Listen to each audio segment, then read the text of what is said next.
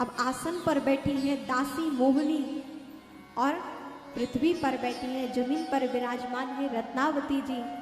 प्रणाम करती हैं और कृष्ण भक्ति के उपदेश श्रवण करती हैं। कहती हैं कि आज से आप दासी नहीं, हमारे गुरु हैं। उपदेश कीजिए कि हमें कैसे भगवत भक्ति प्राप्त हो, कैसे कृष्ण प्रेम प्राप्त हो। मुझ पर करुणा करो, मुझ पर कृपा करो और श्री राधे जी का और भगवान श्री कृष्ण के प्रेम की भक्ति का दान करो। अब तो उन्हें भगवान को पाने के अलावा मन में कोई चाह न रही।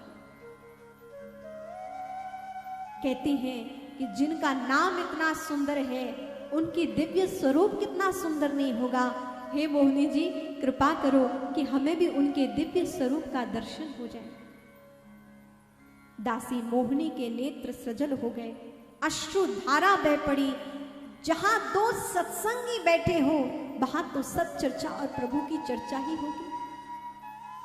संसार में जब भी दो व्यक्ति मिलते हैं तो या तो अपनी बात करते हैं, या तो अपनों की बात करते हैं, और या फिर दूसरों की बातें करते हैं।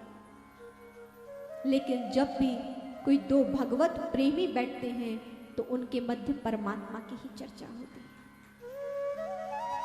जब दो संतों का मिलन होता है तो वहां से परमात्मा की कथा ही प्रकट होती है। ऐसे संत भाव से भावित मोहिनी जी और रत्नावती जी दोनों बैठी हैं। दिव्य सत्संग प्रारंभ होता है। अब तो नित्य महल में रोज सत्संग होता। रात्रि बीतने की प्रतीक्षा, प्रातः काल सिंहासन पर मोहिनी जी विराजमान होती हैं, जमीन पर रत्नावती जी बैठती हैं और दिव्य सत्संग श्रवण करती हैं। दिन भर कृष्ण कथा चलती है, कृष्ण प्रेम में सराबोर होती हैं। ऐसी कृष्ण भक्ति का बीजारोपण हुआ कि अब महलों में रहना अच्छा नहीं लगता है। हाँ कृष्ण, हाँ कृष्ण, हाँ कृष्ण कहकर रोती है और महल में अब नहीं रहकर मन में, चित्त में एक ही भाव आया कि अब तो महल त्याग दूंगी।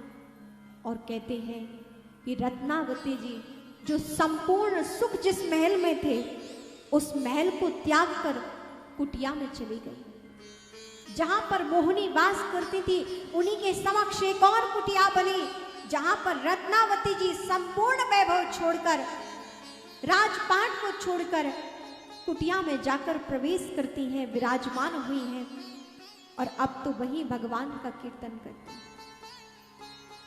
जो लोग कहते हैं कि धन प्राप्त हो जाएंगे तभी सुखी होगा, भगवत भजन से कोई रोटी थोड़ी मिल जाएगी। आप देखो,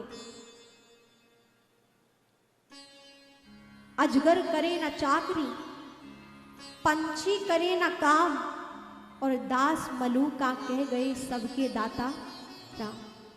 यदि परमात्मा पालन पोषण करने वाले ना होते तो क्या अजगर वो सर्प पड़ा रहता है? क्या वो कमाने जाता है? नहीं ना, अजगर पड़ा रहता है लेकिन फिर भी वो भूखा नहीं सोता है। परमात्मा उसके भी भोजन की व्यवस्था करते हैं। अजगर करे न चाकरी, पंछी करे न काम, और दास मलूका कह गए सबके दाता राम।